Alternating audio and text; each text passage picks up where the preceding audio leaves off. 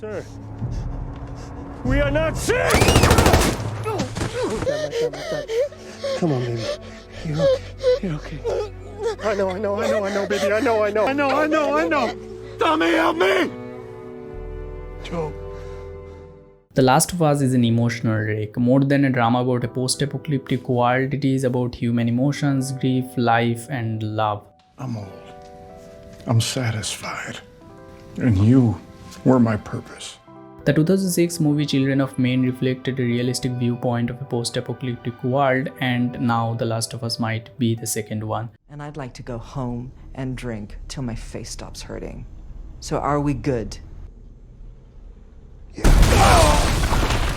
These two understands the absolute outcome of such a tragedy. They understand that it would never be about 2 or 3 people fighting the zombies or the aliens. It would be a mess of politics, violence, and emotional wreckage. And there would be alive more than just 2 or 3 people. What the fuck you doing here? I came here to save you. I have never played the game, but from seeing The Last of Us, I wish to and eagerly waiting for the PC release they have announced. The Last of Us is a story about a man and a teen girl wandering through the empty world between the zombies and sometimes even worse people. Hey! Please help! Put your seatbelt on. Are we gonna help him? No. Joe!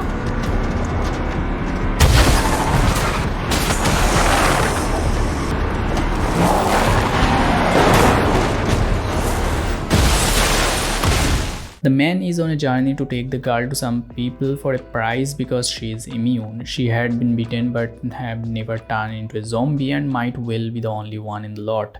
I saw her get bit myself. That was months ago. Months.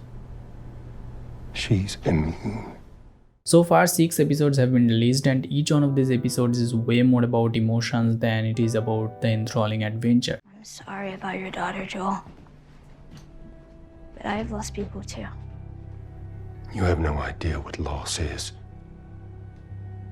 Everybody I have cared for has either died or left me. The first episode focuses a lot on the relationship between the father and the daughter. It's gonna make you birthday pancakes. I swear. You know, I don't really like pancakes. I know you don't like them. It's for my benefit. It is well written, thus beautiful and more impactful to an audience once the worst happens. I know. Tommy, help me! Joe. The second episode centers a lot on second chances. It's been years and Joel is up for another chance to save a young girl around the same age as her daughter when she died. He's skeptical and a lot has happened that he doesn't care anymore. But at a lot of turns we know that he does. You ever kill one? Yeah, I killed lots of them. Was it hard? Like knowing they were people once? Sometimes. The third episode moves away completely from the lead characters and waves a story about 2 side characters, a man finding love in the oddest of circumstances. Boston is that way. You can make it by nightfall. I'm really hungry. Haven't eaten in 2 days. He has found himself a home and made up a barrier around his place. In his last letter, he even mentions that he was glad when everybody died, thus unlike others, he used the chance to find solitude and peace for himself.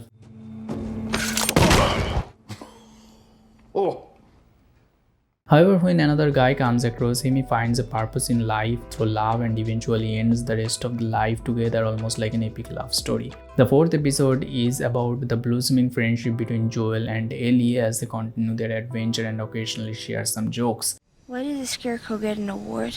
Because he was outstanding in his field. You dick! The fifth episode shows how a father has done everything in his possession for his kid and how far he has arrived keeping his son safe from all the danger. I know the city, and that's how I'm gonna help you get out. But I don't know how to make it through alive. Not if it's just me and Sam. You seem capable enough, you're armed. And wrong. Never killed anyone. But still, when he accidentally kills him in the end, he kills himself too.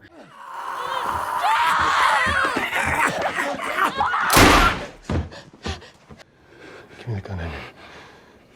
Give me the gun. Episode 6 is like a closure of emotions where Ellie finally comes to know about Joel's daughter, and it finally shows how suppressed Joel's emotions are about his daughter. Maria told me about Sarah and... No.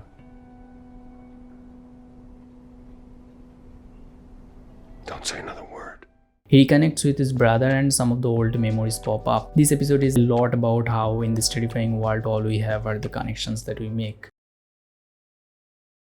The Last of Us is a great show precisely because of all these emotions. The horror, thrill, and actions are secondary. There are tons of films about zombies out there, and each one of them tries to do something unique, either failing miserably or succeeding.